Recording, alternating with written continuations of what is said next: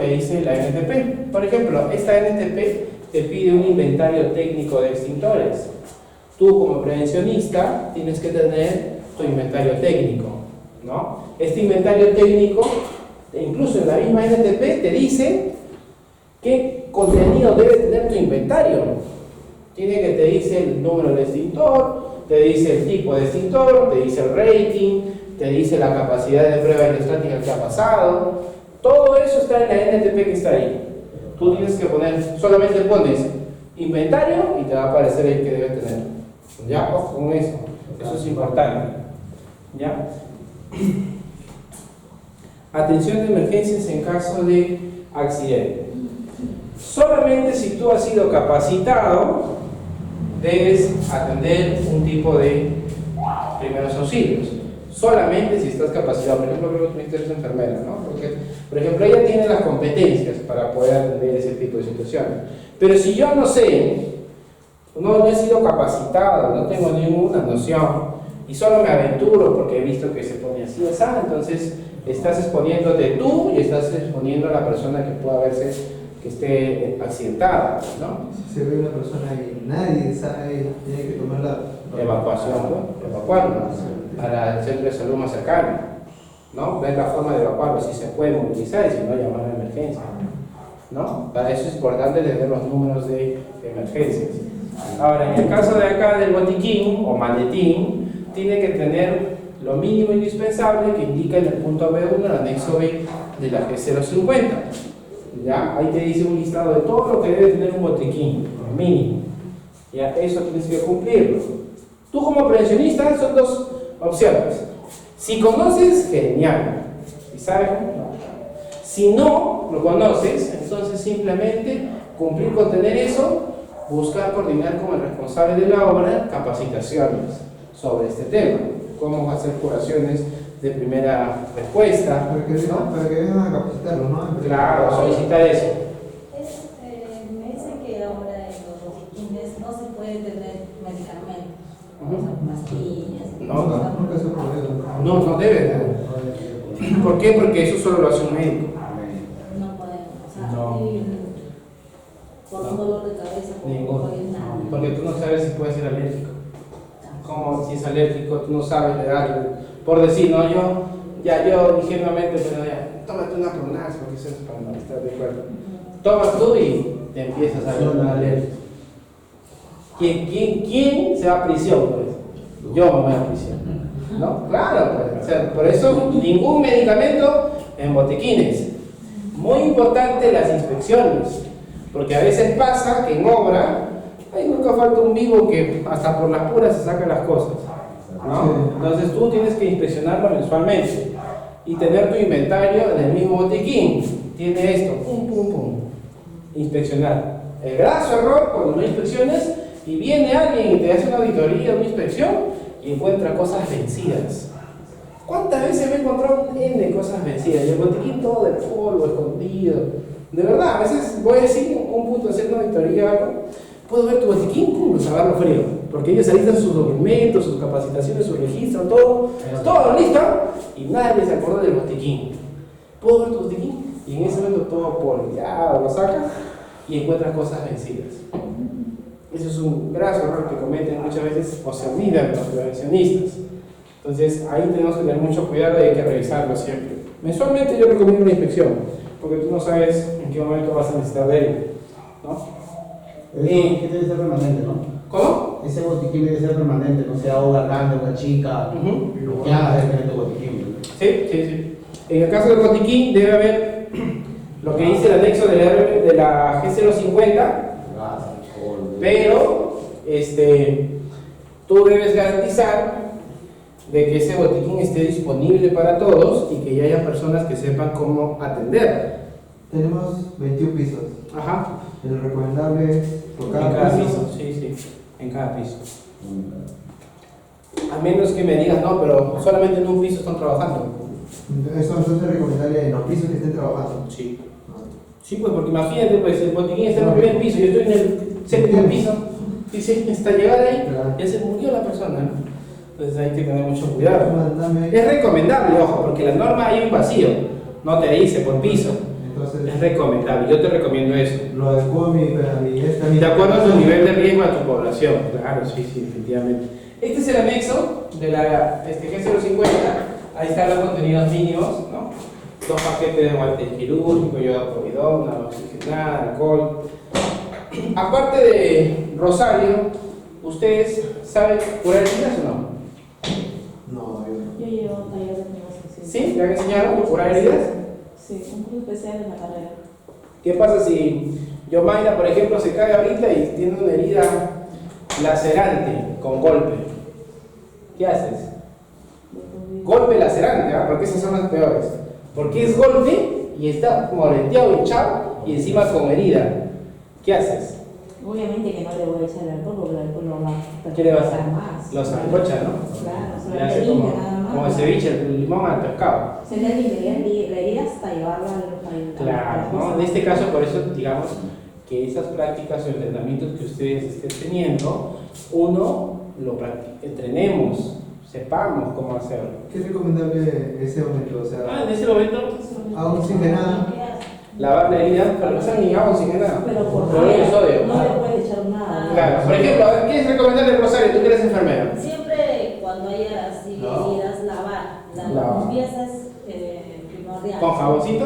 No, Solo, agua sola. agua sola. Ya. porque- Claro, y los guantes. Obviamente, pues tienen que tener su guante. Bioprotección. Claro, Sí, eso. agua que con tu guante. Generalmente siempre en el botiquín siempre tiene que haber agua, pues agua Así. normal, pero tiene que ser el agua que viene Cloruro de sodio. envasada. Ya.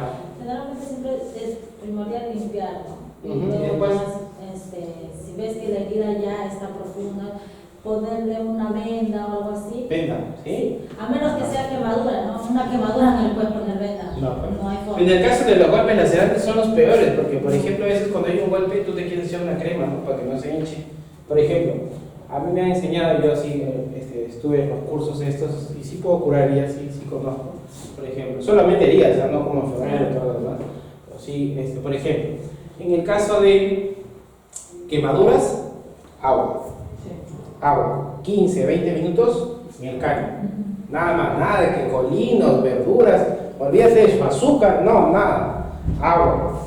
Nada más, 20 minutos ahí que esté en el caño, irrigándose. Ahora, si tú ves quemadura, que ya hasta la piel se descascaró, todo ahí ya evacuación. Nada más. Ahí no hay nada que hacer, nada que le cubro para que la piel le vuelva, no, nada. Ya eso sí hay que tener en cuenta. En el caso de golpes, cuando a ti te golpean, ¿qué es lo primero que debes hacer? Golpe, o sea, ¿Tú no has visto cuando te golpean? ¿No has visto qué te ponen? ¿Qué has visto en la tele? Hielo. Frío, hielo, carne helada, bolsas de hielo, bolsas de agua helada. En obra, en su botiquín, ¿qué podría tener algo que Buscar tener compresas frías y si no, simplemente agua fría nada más. CO2. CO2 no sé, pero sí, compresas, sí, pero chante no sé, no, nunca he probado. En la temperatura activa se pone hielo. Sí, bueno, sí, CO2 se pone hielo. sí, no, claro, sé que se fría, sí, pero no sé si ponerlo es, no sé. No, activas el tanque un poco para que se ponga hielo. Ya. Sí, podría ser, sí. Eso. Pero bueno, hay que tener mucho cuidado. en este pleno? Lo que sí hay que tener en cuenta es que cuando un golpe es en el momento, dentro de las 4 o 8 horas, frío. Pasado de 8 horas, ese golpe se pone una crema en calor, ¿no? Ya no frío, sino calor. El Irudoid famoso. El Irudoid es una crema para golpes, pero por calor. El diclofenaco es una crema para golpes fríos en ese momento.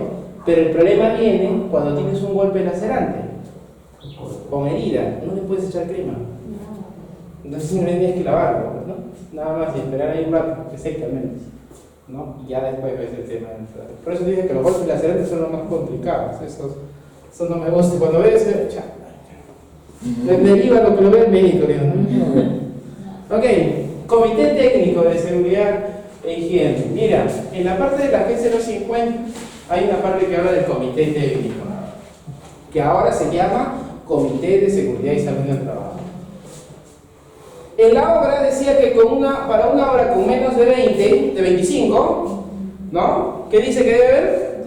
un supervisor de prevención de riesgos en la obra, elegido entre los trabajadores de nivel técnico superior, capataces u operarios, con conocimiento de experiencia certificada. O sea, el peón Pepito quiere ser supervisor de prevención, sí lo eligen sus compañeros, pero no tiene nada de capacitación certificada, no puede ser supervisor. ¿Ok? En este caso, la norma G50 te dice 25, pero la ley 29783, su decreto supremo, 20. ¿Qué está por encima? La ley y el decreto. La G0050 es una norma, pero no está al mismo rango. Entonces prima que para las empresas con menos de 20 debe haber un comité. En este caso, yo recomiendo que apliquen esa regla del 20. ¿Ya? Aquí. Hay un debate en el salón y no sabemos qué responder exactamente. Un trabajador que ya tiene más de 6 meses en una hora, pero no está en planilla, sino es por recibo transnario.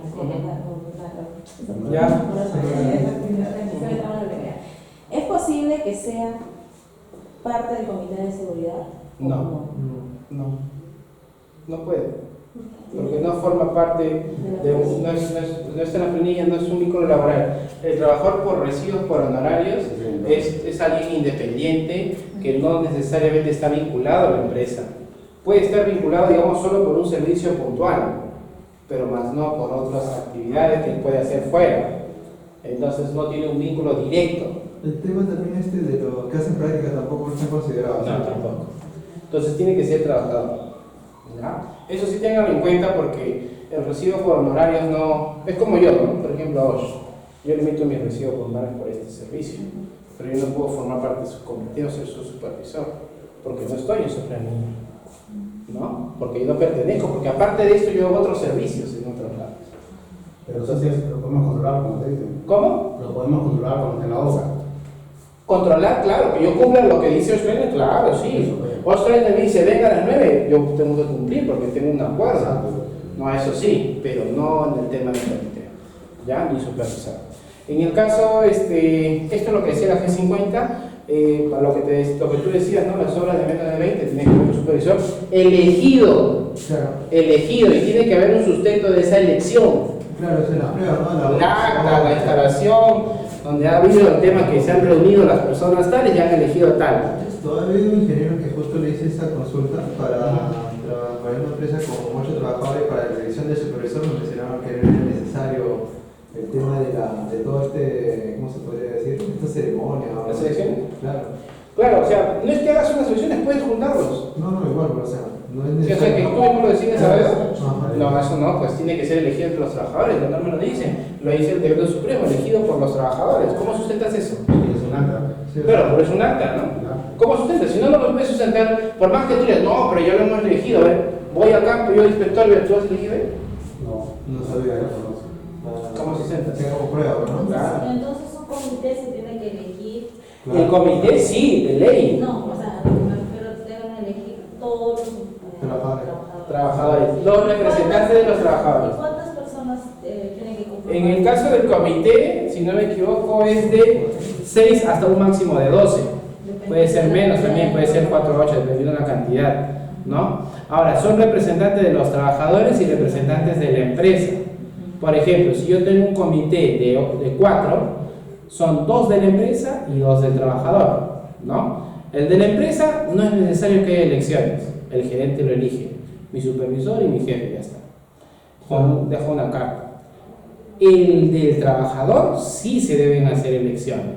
Ahí sí debe haber una elección, donde todos elijan a sus representantes y por votación, mayoría de votos, ganan los que tienen más votos. El titular y el secretario tienen suplentes también. Espérame ahí. Son 4 que eligieron. Esos 4 que eligieron son los titulares, pero deben tener sus suplentes. En caso alguno de ellos le dé vacancia, ¿no? Los suplentes entran cuando hay vacancia. Ellos no participan durante toda su gestión del comité si es que el comité sigue ahí, En el caso de, pongamos el ejemplo ya, el tema de los representantes de la empresa. Está el presidente y el supervisor o el... No, los miembros que conforman un comité titular son el presidente, el secretario y miembros. ¿Ok? Entonces, el presidente es elegido entre los titulares. Entre los 4 o 6 eligen a su presidente.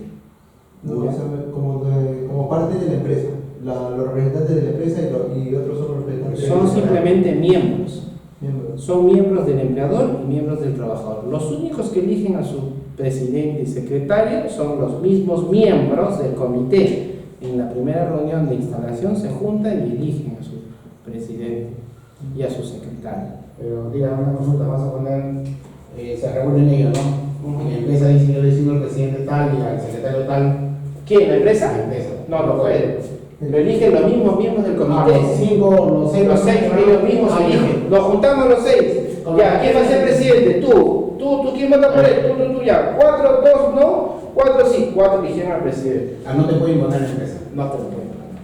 Así Ah, es. ya. No te lo pueden poner. Eso sí, digamos, está escrito en el decreto supremo 05/2012. Ese para los que son menos de 20, ¿no? No, comités más de 20. Sí, menos de 20 supervisor. ¿Ya? Para una obra con 25 más, lo que decía la norma, pero les digo que es 20, debe constituirse por el residente de obra, quien lo presidirá. En este caso, en la G50 te decía eso. Entonces, en el caso del decreto supremo, como está por encima, tendría que cumplirlo del decreto supremo. ¿Ok? El jefe de prevención de riesgos de la obra, quien actuará como secretario, ejecutivo y asesor, y 2 representantes de los trabajadores de preferencia con capacitación en temas de seguridad y salud del trabajo, elegido entre los trabajadores. Si se dan cuenta, tiene casi el mismo esquema del decreto, pero recuerden que lo que prevalece es el decreto. Yo lo menciono ahí porque es lo que dice la G50, y es lo que ya estamos viendo. Entonces, como para que no haya dudas, pero lo que les digo que sí prima lo que dice el decreto supremo de seguridad y salud del trabajo. Perdón, ¿cuál es la función que debe el comité de seguridad? ¿Cuál es su función? El órgano del comité representa a los trabajadores y empleadores en materia de seguridad y salud del trabajo. Sus funciones principales son la aprobación del reglamento de seguridad y salud del trabajo, la aprobación del programa anual de seguridad y salud del trabajo, el promover, prevenir accidentes y enfermedades laborales, promover una cultura en seguridad y salud del trabajo, vigilar el cumplimiento de la normativa en seguridad y salud del trabajo, entre otras funciones más. ¿Ok? Entonces, esas son unas de las funciones del Comité de Protección del Trabajo. Y al igual que pasan a ser las funciones del supervisor de seguridad y salud del trabajo. ¿Ya? Muy bien. Bueno, el plan de seguridad debe contener los mecanismos técnicos y administrativos necesarios para garantizar la integridad física y salud de los trabajadores y de terceras personas durante la ejecución de las actividades previstas en el contrato de obra y trabajos adicionales que se deriven del contrato principal, llámese contratistas. En este caso, ustedes como responsables de seguridad deben ver de que el plan de seguridad contenga todos los mecanismos de protección, ¿no? Llámese capacitación, señalización, llámese el tema de inspecciones, ¿no? Todo eso debe estar en su plan de seguridad. El plan de seguridad debe integrarse al proceso de construcción de la obra. Así como hay un plan de obra, dentro del plan de obra debe mencionarse que existe un plan de seguridad y salud del trabajo para la obra, ¿no? Entiendo yo que ustedes como PDR lo principal que deben velar que se cumpla es el plan de seguridad. Puede pasar muchas veces que ustedes como PDR tengan como responsable un jefe de prevención, un jefe de seguridad. Entonces ustedes a este jefe de seguridad, el jefe de seguridad les va a decir, ya, tu función es esta: inspeccionar, capacitar, dar charlas, ¿no? Eso va a ser tus principales funciones. El jefe de prevención ya será el que maneje el plan de servicio en el trabajo, pero ustedes es importante que lo conozcan, ¿no? Entonces no estaría de más que lo soliciten. Ahora, si no te lo quieren facilitar, bueno, pues simplemente no. ¿Qué recomienda para que haya un prevencionista? ¿Cuántas personas deben haber como mínimo, sabiendo que tienen un supervisor? Recomendación, sí, porque no está normal. Claro. Sí, bueno, en el caso del prevencionista, bueno, para una obra que va a durar más de un mes, debería haber, ¿no? Que va a durar más de un mes para una obra. Un profesionista. Y Sí. claro, su supervisor. Y para obras también que tengan más de 10 trabajadores, ¿no? Y bueno. Porque igual el caso de tenga menos de 10, yo creo que el rol lo podría asumir el jefe de obra o responsable de obra, el rol de prevencionista, siempre y cuando esté de acuerdo, ¿no? Pero para eso, si él está de acuerdo, entonces tendrían que la empresa capacitarlo también en seguridad y salud, ¿no? Eso, digamos, no está reglamentado, hay muchos vacíos en la norma, pero como recomendación sería eso. Con más de 10 trabajadores tiene que estar un supervisor y un profesionista para... Más de 10 debería haber un prevencionista. Si la obra dura más de un mes y son menos de 10, igual un prevencionista.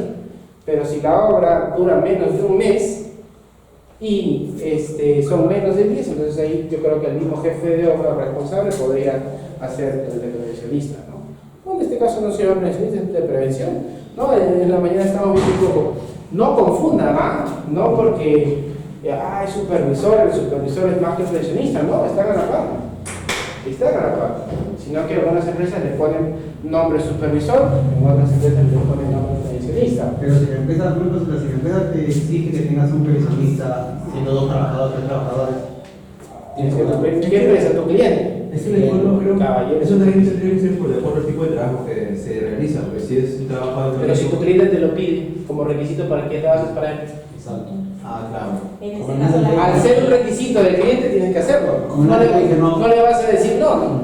Para hacer pintura, también los profesionistas, si no, no te dan Tienes que hacerlo.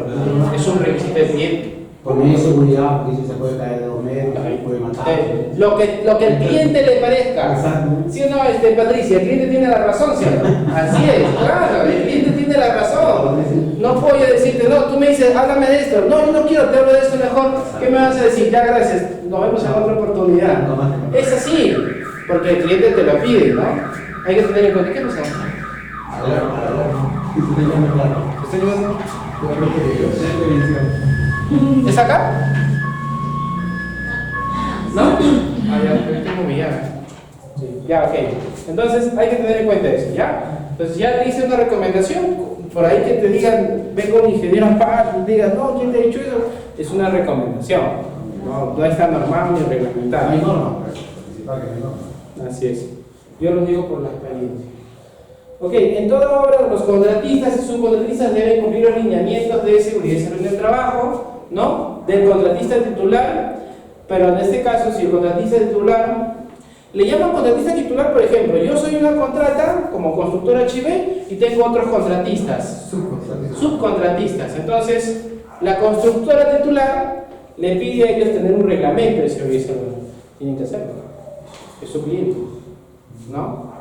Entonces, lo primero ahora, lo que pasa muchas veces en la realidad es que el cliente no tiene ninguna noción de seguridad y salud. Entonces, tú tienes que cumplir lo mínimo que dice la legislación, porque si no, puedes afectar a tu cliente, ¿no? Si tú no cumples la legislación y el inspector de SUNAFIL va a la obra y encuentra que no cumples las medidas de seguridad, te para la obra y afectas a tu cliente y tu cliente te pone la cruz, ¿no? Entonces tú como titular contratista o contratista subcontratista tienes que cumplir por lo menos lo que te piden las normas. Ojo con eso, ¿no? A veces por no querer, digamos, invertir, pasan estos problemas. Ok, el plan de seguridad y salud del trabajo, por ejemplo, en la G50 te da unos requisitos, ¿no? Ahí está. El objetivo del plan. ¿Cuál es el objetivo? Prevenir accidentes y enfermedades laborales durante la ejecución de la obra, por ejemplo. Describir el sistema de gestión de seguridad y salud ocupacional. Por ejemplo, cuando describes el sistema de gestión de seguridad y salud, lo describes, dices, sí, nuestro sistema de gestión de seguridad y salud del trabajo tiene como política, ¡pum!, esto. Tengo también un organigrama de prevención. ¿Quiénes son? Tengo un jefe de prevención, tengo un supervisor de prevención y tengo un prevencionista. O por último, tengo un jefe y un prevencionista, ya está. Eso es la descripción de tu sistema de gestión de seguridad y salud. ¿Ya? Responsabilidades en implementación y ejecución del plan. Dentro del plan deben haber responsabilidades. Por ejemplo, el jefe de obra es responsable de cumplir de brindar los recursos necesarios para cumplir con el plan de seguridad. Es una responsabilidad del jefe de obra. El jefe de obra es responsable de sancionar cualquier incumplimiento del plan de seguridad. Es una responsabilidad. Eso debe estar escrito en tu plan. Elementos del plan. Ahora, ya como parte propia del plan que se realice, deben haber algunos elementos, que son la identificación de los requisitos legales y contractuales relacionados a la seguridad y salud. Los requisitos legales ya sabemos cuáles son. La G50 es la seguridad durante la construcción, el 011, el decreto supremo 05, la ley 29783, son requisitos legales. Pero ¿cuáles son los requisitos contractuales? ¿Cuáles son?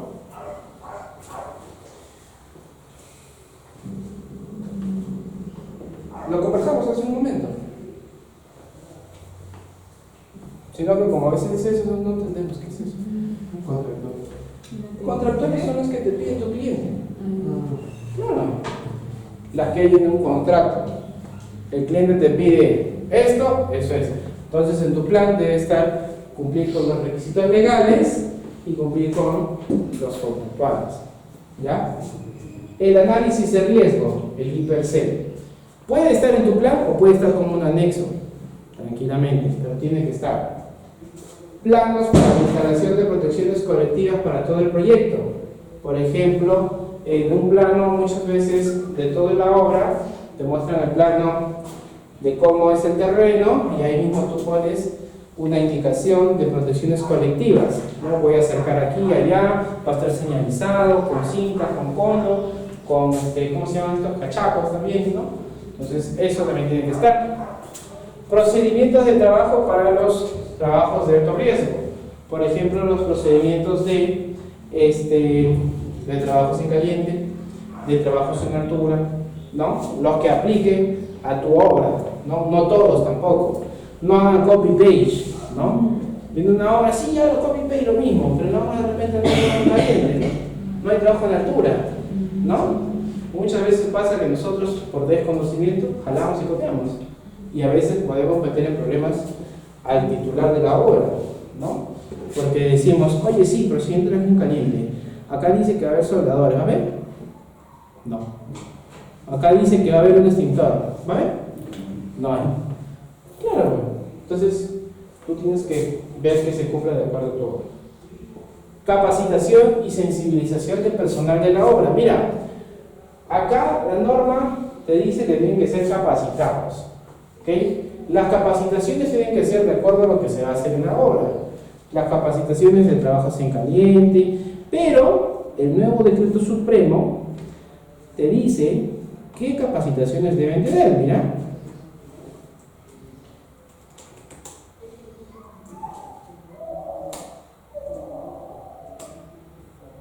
Ahí está. Inducción, capacitación, entrenamiento y sensibilización. Mira, acá te dice que en inducción el empleador de la obra brinda inducción en seguridad abordando como mínimo política, organización, reglamento de seguridad, derechos y obligaciones, conceptos básicos de seguridad, reglas de tránsito, trabajos de alto riesgo, código de colores, control de sustancias peligrosas, preparación ante emergencias y equipos de protección personal. Mira, tu inducción de tu obra debe tener como mínimo eso. ¿Te das cuenta? O sea, ya no es como la G50 que no te detallaba eso porque tú le dabas lo que veías, ¿no? Pero ahora no, ahora sí te da ya. Así es, lo que se tiene que tocar. Acá, por ejemplo, en el programa de capacitación, te dice que debe ser extendido. Y aquí en la capacitación te dice, el empleador imparte capacitaciones periódicas de acuerdo a los riesgos existentes de cada puesto de trabajo y a la normativa legal vigente, las mismas que deben incluir como mínimo, mira, como mínimo los siguientes temas. Se viene el dolor porque eso es plata, ¿no? Porque hay que capacitarlos, ¿no? En trabajos en altura, excavaciones de zanjas, trabajos en espacio confinado, operaciones de izaje, trabajos en caliente, trabajos en temperaturas extremas, trabajos con energía eléctrica y sistema de bloqueo rotulado o etiquetado y ergonomía. Ahí está. Entonces, este nuevo decreto te pide más cosas. O sea, te pide, ya te detalla, te especifica. Entonces, tú ya no puedes decir, no, ¿por qué no voy a capacitar en espacio confinado? Pero ¿qué dice la norma?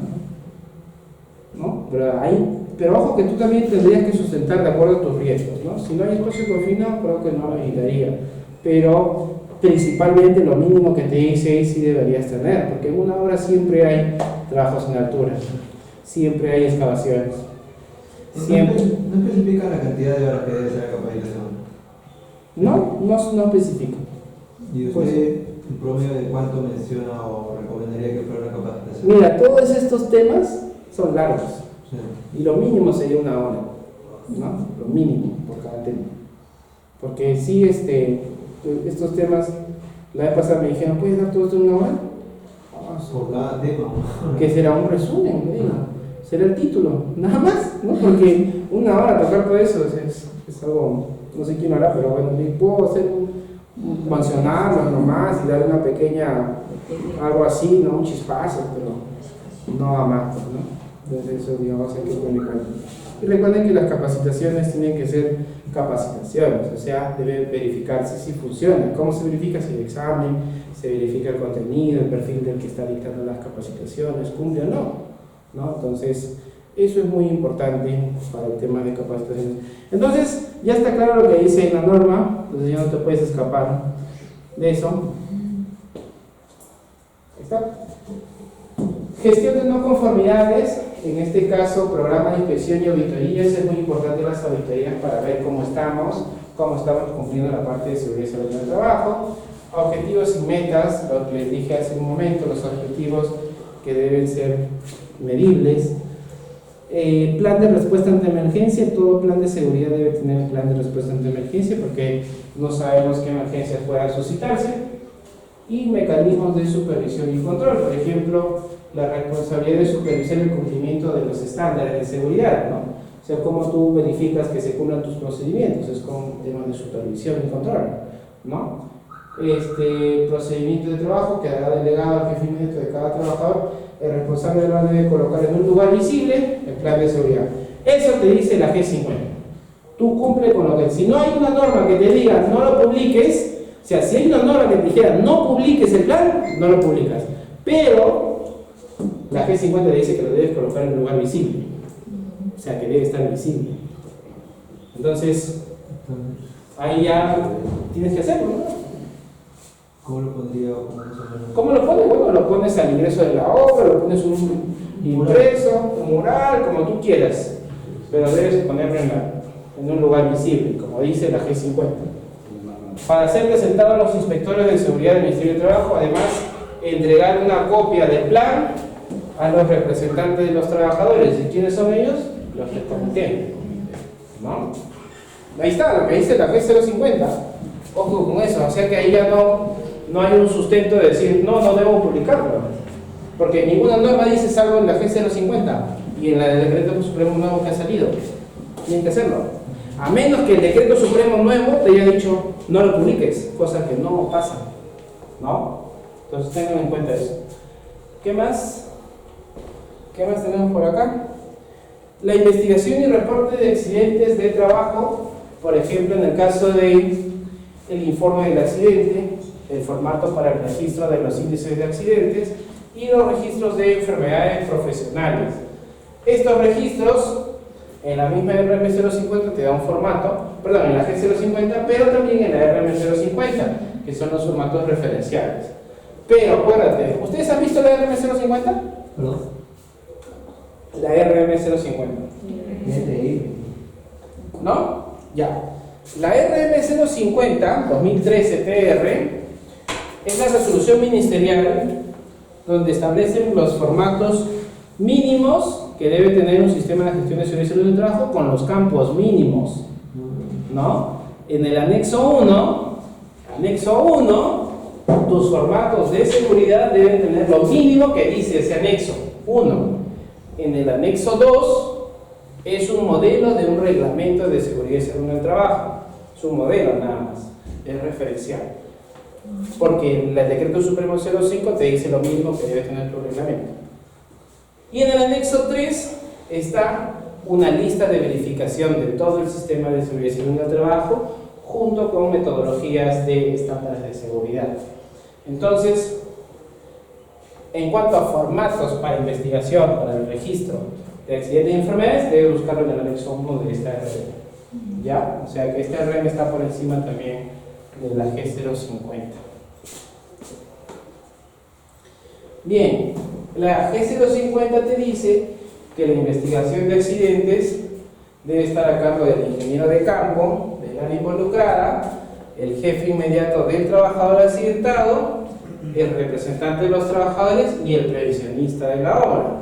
En la G050 menciona prevencionista, pero eso va a depender mucho que al menos su procedimiento de investigación indique otra cosa, pero al menos debería de indicar lo que dice la G050, ¿no? Si no hay, cópialo de la G050.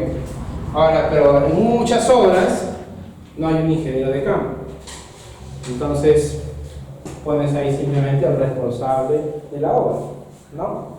Puede haber un prevencionista, sí, o puede haber que no, que haya solo un supervisor. Entonces él sería el que maneje también la información. Sí saben que la empresa, en este caso, es la única responsable de comunicar los accidentes mortales, ¿verdad? Los accidentes mortales se comunican por parte de la empresa. Si es un accidente que, por ejemplo, no sé, Yomaira, ¿no? Yomaira sufre un accidente en obra, ¿quién lo comunica al Ministerio de Trabajo? ¿Cómo es el problema? Si, por ejemplo, Yomaira, que es la prevencionista, sufre un accidente de trabajo, ¿quién lo comunica? ¿No es la clínica donde va a ser atendido? La clínica donde va a ser atendido. Ellos son los únicos que reportan esos accidentes, siempre y cuando sea un accidente con incapacidad temporal. El único tipo de accidente que comunica la organización son los mortales. Y el tema, por ejemplo, un trabajador, no sé, pues sufrió algo en un corte y de frente, por ejemplo, el tema mismo de su seguro que tiene, lo envían a la clínica a ser atendido, ¿eso tiene algún, no sé, alguna competencia, algo? ¿Solamente ¿Quién? la clínica? ¿O solamente es tema de si es incapacitante o muerte? No, la clínica reporta los accidentes que atiende, ¿no? A todos. De trabajo, sí, todos. Si tú activaste el SCTR, la clínica lo va Es la a obligación que tiene. Pero yo he visto casos, y me comentaste, hay casos en los cuales hay ciertas clínicas que, a pesar que han atendido a personas con ¿El SCTR? sí, ¿Ya? no han sido. ¿No lo han notificado? No lo han Es un notificado. problema. A ver, ellos qué sustentarán con su NAPIC, ¿no? Eso sí está reglamentado, que el único que reporta accidentes de trabajo incapacitantes temporales es el centro de salud que atiende a los accidentados, ¿no? Eso está de acuerdo. Eso puede ser denunciado por ¿cómo se dice? Los familiares de la persona accidentada. ¿Por qué no denunciaría? O sea, ¿cómo lo denunciaría? Pues, ¿no? O sea, tendría cómo sustentar que no lo ha notificado. Y eso. Porque lo que pasa es que eso es una responsabilidad de la clínica, o sea, tú ya cumpliste como empresa de activar el SCTR. O sea, no está fiscalizado eso. No sé si estará fiscalizado, pero es que la SUNAFIL es la que es responsable de hacer eso, ¿no? O sea, el empleador cumple hasta que se activó el SCTR. Ya le dio todos los beneficios, lo atendieron, no pagó nada el trabajador hasta su recuperación. El empleador cumple hasta ahí. De ahí a que la clínica no lo reportó al Ministerio de Trabajo, eso es su responsabilidad de la clínica. Ahí igual ya el SUNAFIL de Caraí les preguntará, muéstrame las notificaciones, no sé. O sea, el trabajador va a ser atendido y ahí todos, o sea, responsabilidad netamente de la clínica. Sí, es su tema. No es el tema de la empresa. El tema de la empresa viene cuando no reporta los accidentes mortales. Ahí sí vienen los problemas. Y ahí tiene un plazo máximo de 24 horas. En caso no lo reportase. Falta tal. Claro. Si no lo reportase. Y sí lo van a reportar porque siempre saltan por las noticias o porque el familiar los denuncia. O sea, imagínate, pues tú como familiar no te vas a quedar con los brazos cruzados de que no han hecho nada, ¿no? O sea, sí, lo van a hacer por obligación. Así que lo tienen que hacer sí o sí, también porque está reglamentado. Bien, la notificación y reporte de las autoridades locales, aseguradoras de salud EPS, de los accidentes de trabajo y enfermedades se harán de acuerdo a lo establecido en el título 5 del reglamento de seguridad de salud. Este es el antiguo reglamento, ¿ya? Ahí, por ejemplo, ahí se les ha pasado, ese reglamento no está vigente, ¿ya? El reglamento nuevo es el 05-2012, ¿no? Ahí, digamos, se les ha cruzado esa parte, ¿ya? Entonces, eso sí no le dan caso a la 09, si no te van a decir, oye, eso está derogado, ¿ya? ¿Ok? Eso, acá dice que la notificación y reporte de las autoridades locales, aseguradoras de salud y los accidentes de trabajo, ahí está. Entonces, ellas son los que hacen la notificación de los accidentes y enfermedades ocupacionales en caso se detecte. La investigación y reporte de accidentes de trabajo y enfermedades ocupacionales, riesgo, siguiente, ya. Mira, en el caso de la investigación de accidentes, la técnica que ustedes utilicen va a ser de acuerdo a una metodología que establece la misma resolución ministerial 050. En el anexo 3 también hay una metodología ahí que tú puedes usar como referencia. Pero lo principal de una investigación de accidentes, ¿qué cosa es? ¿Cuál es el objetivo principal de una investigación de accidentes? Dar con la causa. ¿Sí? ¿Cuál es el fin? ¿Para qué? Que no vuelva a ocurrir. Ese es el fin.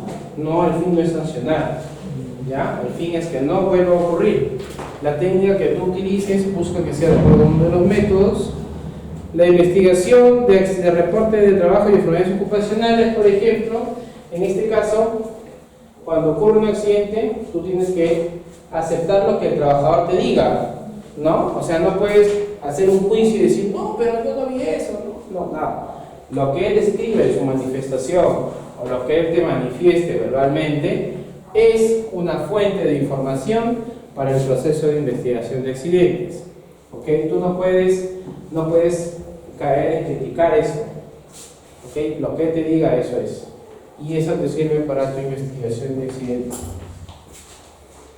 La estadística de accidentes y enfermedades ocupacionales es similar a la estadística que dice el nuevo decreto supremo. Mira, el registro se llevará un registro de enfermedades ocupacionales, pero en este caso el registro de enfermedades ocupacionales lo ve el médico ocupacional, no tanto tú, ¿no? Ahí, digamos, tienes que ver eso. Pero lo que sí tú llevas como PDR, puedes llevarlo, es el registro de accidentes de trabajo, ¿no? Por ejemplo, ¿sí conocen los indicadores de accidentes? El registro de accidentes es el informe de investigación, ¿verdad? El informe de investigación es el registro. Ese registro pasa a una estadística, ¿ok? O sea, el accidente como tal es una estadística. Por ejemplo, hay 3 indicadores: el indicador de frecuencia, el indicador de gravedad y el indicador de accidentabilidad.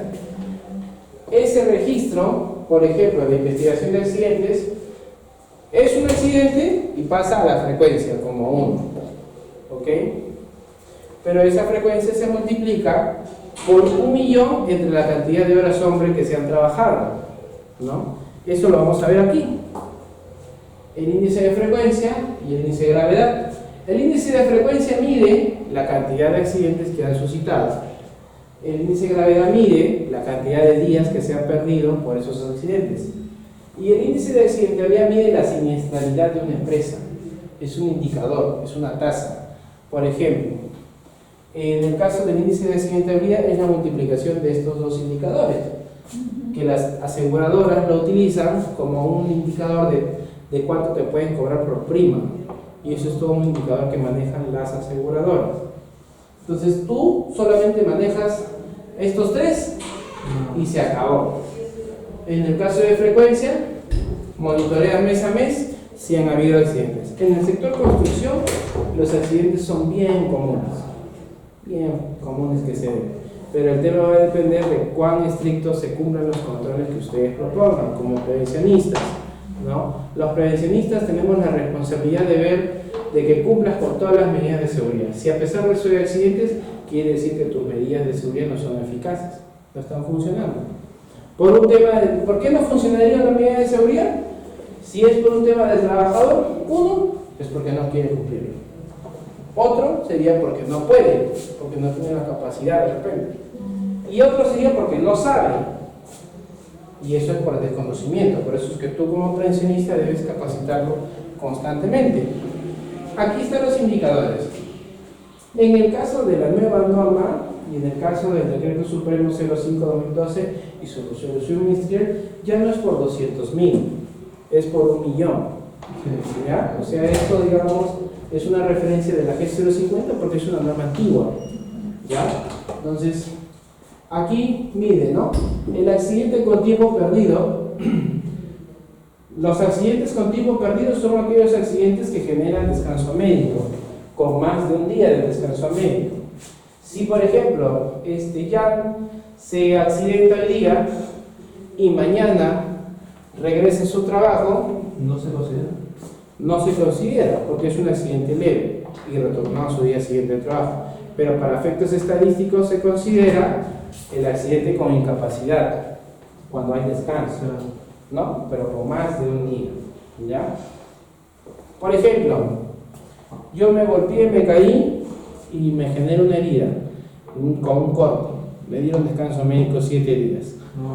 En las estadísticas, yo debo cargar solamente 6 días. Claro, porque es después del accidente. Claro. O sea, el día que tú te accidentas, ese día también se considera como un día de descanso médico, pero no para temas estadísticos, solamente para el registro, ¿no? O sea, tengan en cuenta eso. Ahí está. El índice de frecuencia de gravedad, el de gravedad acumulado y el índice de accidentabilidad. En este caso, como les digo, ya no vean el tema de 200.000, sino es por 1.000.000. Y en el caso de 200 ya no es por 1.000. ¿Ya? Entre 1.000, perdón. Bien. Calificación de empresas contratistas. Para efectos de adjudicación de obras públicas y privadas, la calificación técnica de las empresas debe considerar una evaluación del plan de seguridad de la obra. O sea, nosotros tenemos subcontratistas, tenemos que revisar su plan de seguridad. ¿Qué medidas de seguridad se han tomado? Debemos ver su indicador de frecuencia de accidentes anuales. ¿Cómo está ese indicador? Debemos ver el desempeño de la empresa en seguridad y salud del trabajo. ¿Cómo revisarías el desempeño de la empresa en seguridad y salud del trabajo? La cantidad, su reporte, su estadística, bueno, el tema de accidentes. Su estadística, sus reportes, ¿no? Tú podrías pedirle a tus subcontratistas básicamente la estadística y con eso verías si han habido accidentes o no. Pero ¿No? muchas veces no lo reportan, por eso es lo que no se confía mucho en su... Pero tu bueno, claro, sí, ese es otro tema, ¿no? Pero el tema es que tú como contratista principal tienes la obligación de